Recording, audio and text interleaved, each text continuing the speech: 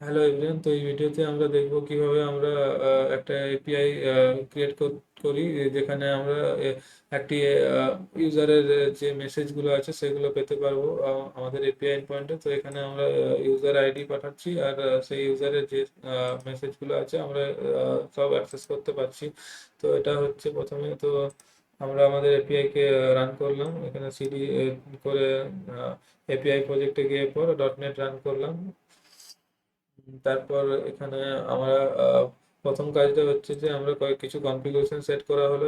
App setting dot Jason এ সব রকমের configuration থাকে, যেমন MongoDB connection string and database name হচ্ছে একটা কনফিগারেশন যেগুলো চেঞ্জ হবে না, যেটা ফিক্স রইবে। আর তো এই কানেকশন স্ট্রিং গুলো, এই দুটো ভ্যালুকে আমরা এক্সট্রাক্ট করব মঙ্গোডিবি সেটিং নামক একটি ক্লাস তৈরি করে। তো এই ক্লাসের মধ্যে MongoDB setting connection string and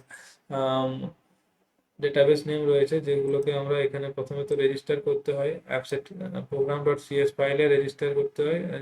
একবার রেজিস্টার হয়ে যাওয়ার পর আমরা এটা ডিপেন্ডেন্সি ইনজেকশনের মাধ্যমে অ্যাক্সেস করছি মেসেজ সার্ভিসে।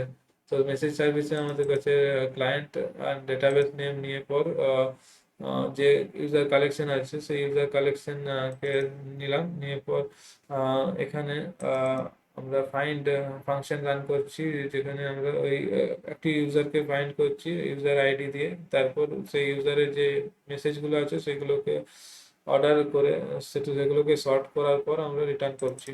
তো এইভাবে আমরা ইউজারের যে মেসেজগুলো আছে সেগুলো পেতে পারছি এখানে। এখানে আমি যদি অন্য কোনো ইউজারের আইডি দিই,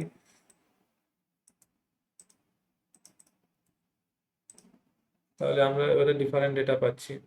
So that's all for this video. Thank you for watching.